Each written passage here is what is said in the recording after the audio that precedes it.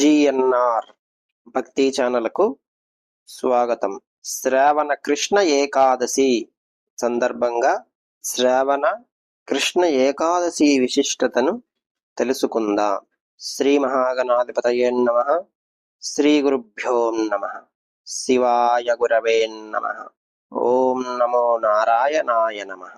వరుసగా ఏకాదశుల యొక్క మహత్యాన్ని మనం తెలుసుకుంటున్నాం. అందులో శ్రావణ మాసంలో కృష్ణపక్షంలో వచ్చే ఏకాదశిని కామిక ఏకాదశి అంటారు. కామిక ఏకాదశి అత్యద్భుతమైనది.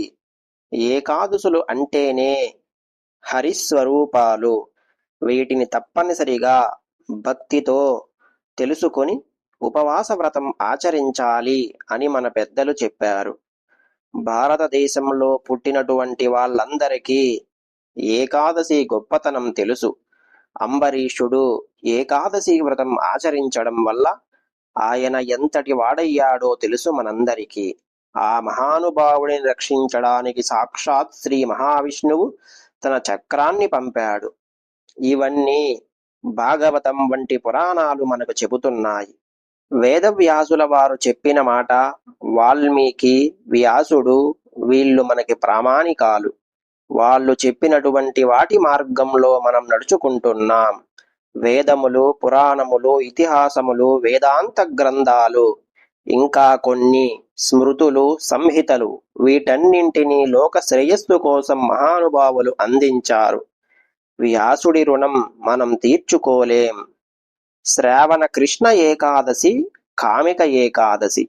మానవుడై పుట్టాక కోరికలు లేకుండా ఎవరూ ఉండరు. ఆకలితో మాడి చచ్చిపోతున్నటువంటి వాడి దగ్గరకు వెళ్ళి, నువ్వు ఆకలి గురించి ఆలోచించకు, భగవంతుని గురించి ఆలోచించు, భగవంతుని గురించి ధ్యానం చేయి అంటే వాడు కోపగిస్తాడు. ముందు ఎవరికైనా కోరికలు తీరితే, ఇంత అన్నం దొరికితే, ఆకలి తీరితే, దాహం తీరితే, అప్పుడు వాడు తక్కిన జ్ఞాన రహస్యాలు తెలుసుకోవడానికి ప్రయత్నిస్తాడు. కడుపు నిండా తిన్నవాడికి ఆకలి గురించి తెలియదు. అయినా అన్నీ విడిచిపెట్టి పరమాత్మ గురించి తపస్సు చేయాలి అంటే వాడు తపస్సు చేస్తాడా? భగవంతుడైన వాసుదేవుడు ఈ చరాచర జగత్తు అంతా అన్నస్వరూపం.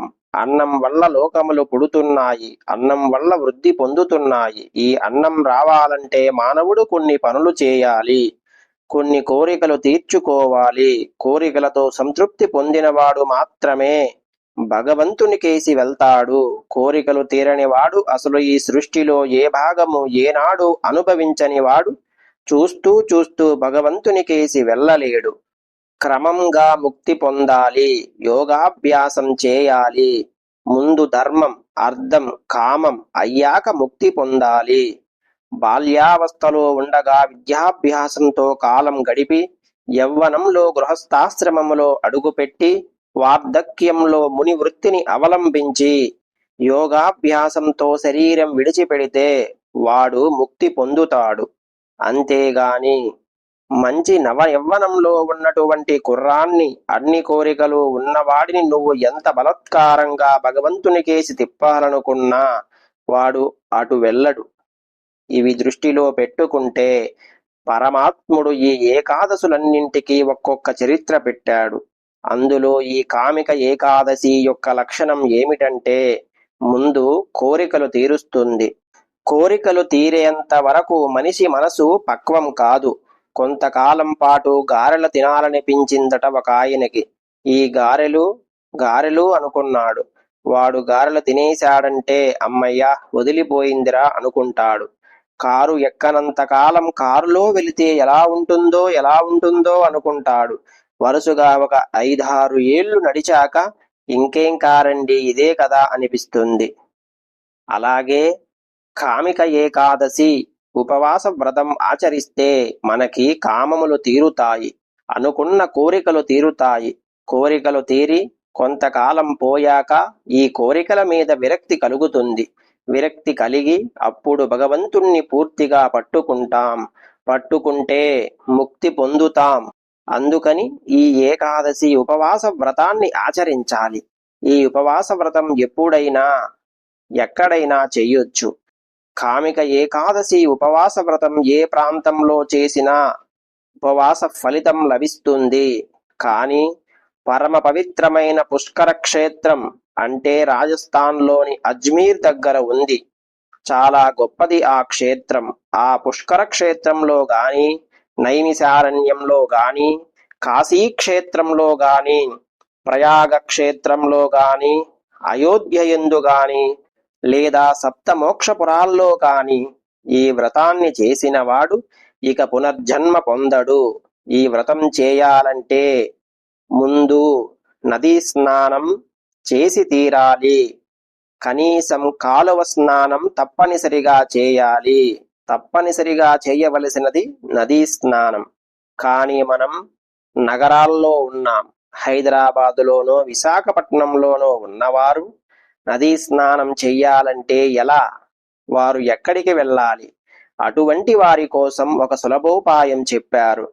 శ్రావణ మాసంలో కృష్ణపక్షంలో కామిక ఏకాదశి నాడు నదీ స్నానం చేయాలి. కానీ నది దగ్గరకు మనం వెళ్ళలేం. అప్పుడు ఏం చేయాలి అంటే నదీ స్నాన ఫలితం పొంది తద్వారా ఈ ఉపవాస వ్రతం చేయడానికి ఒక సులభోపాయం చెబుతున్నారు. నువ్వు స్నానం చేసేటువంటి నీళ్ల బకెట్లోనో బిందెలోనో నువ్వు స్నానం చేసేది ఎక్కడైతే అందులో ఆ నీళ్లల్లో కొద్దిగా ఆవు పాలు కాని, తులసీ దళం కాని, ఒక మారేడు ఆకు కాని, ఈ మూడింటిలో ఏదో ఒకటి వేసి, తులసీ దళం, మారేడు ఆకు, ఆవు పాలు ఇందులో ఏదో ఒకటి తప్పకుండా దొరుకుతుంది. ఆ ముందు రోజే తెచ్చుకొని ఆ రోజు ఉదయం గనక స్నానం చేస్తే మనం నదీ స్నానం చేసిన ఫలితం దొరుకుతుంది. ఏకాదశి నాడు స్నానం చేసే నీళ్లల్లో ఈ తులసీదళం వేయండి, ఒక మారేడాకు వేయండి, బిల్వపత్రం, తులసి దొరకకపోతే ఆవు పాలు తెచ్చుకొని అవి వేశాక ఆ నీళ్లు గంగానది సమానమవుతాయి. అప్పుడు గంగానది ఈ నీళ్లలో చేరుగాక గంగా గంగా గంగా అని ముమ్మారు పలికి ఆ నీళ్లతో స్నానం చేస్తే మనం గంగా స్నానం చేసినట్లే. స్నానానంతరం భక్తి శ్రద్ధలతో మీ గురువు గారిని తలుచుకోండి. తరువాత గణపతిని తలుచుకోండి.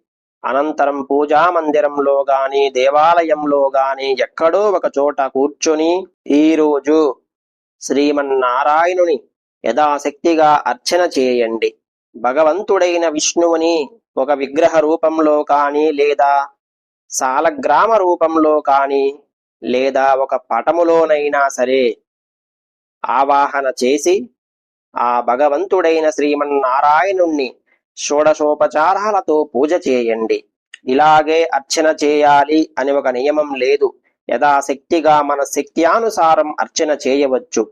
ఒక ఆకు, నీటి చుక్క, పండు, ఫలం, పుష్పం భక్తితో ఏది ఇచ్చినా నేను స్వీకరిస్తాను, నువ్వు ఇవ్వాల్సింది భక్తితో అన్నాడు పరమాత్మ.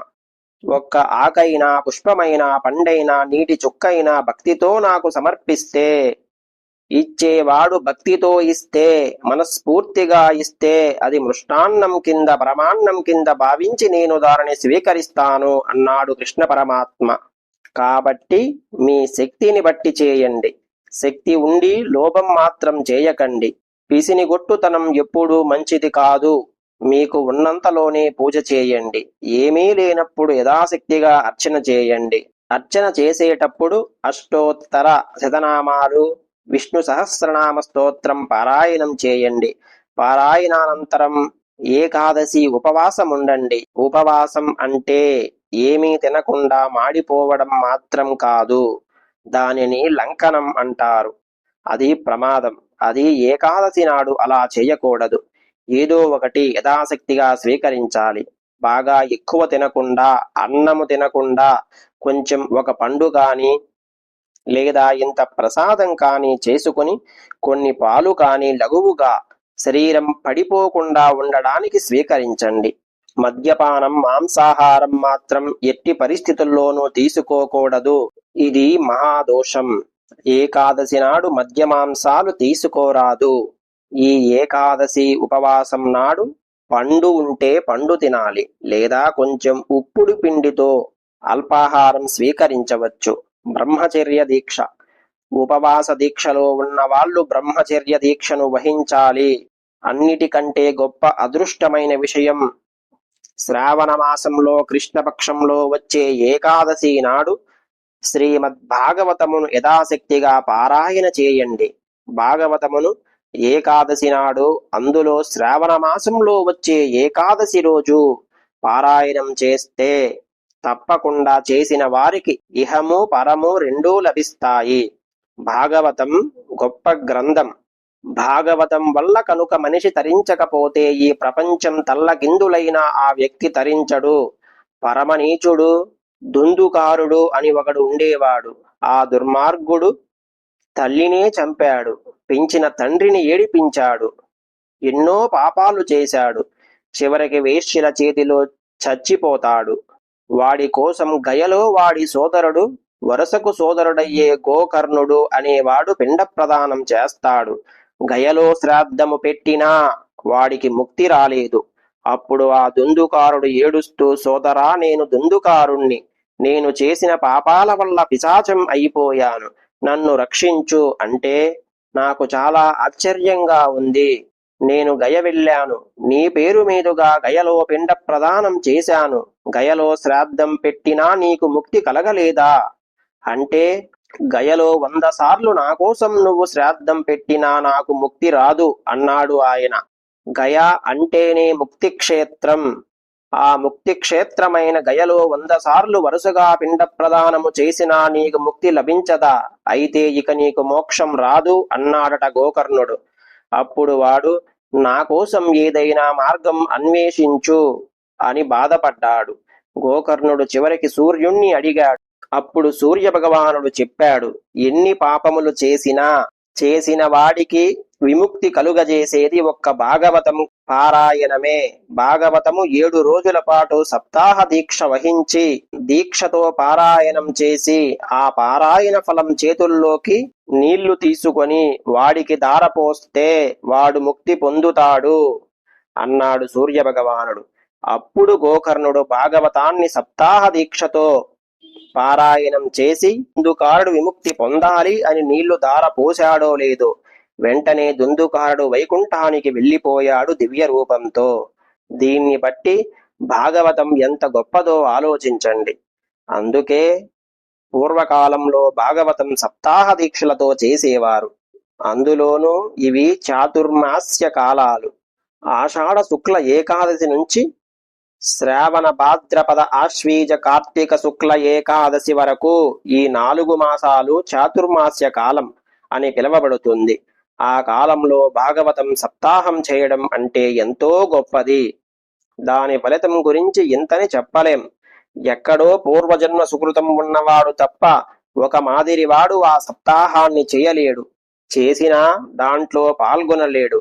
కాబట్టి శ్రావణ మాసంలో కృష్ణపక్షంలో ఈ ఏకాదశి నాడు ఉపవాసం చేసిన వాడు తప్పనిసరిగా ఎంతో కొంత భాగవత పారాయణం చేయాలి.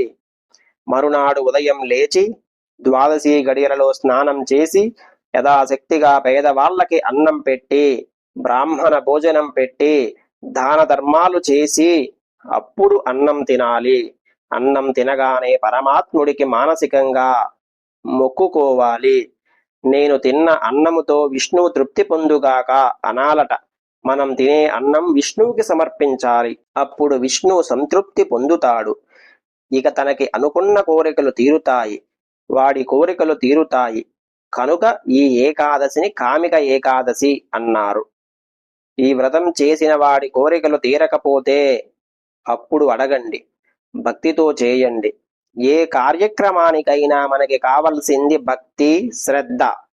పూర్వం ఈ వ్రతం చేయబట్టి కుచేలుడికి కృష్ణుడి యొక్క అనుగ్రహం కలిగింది.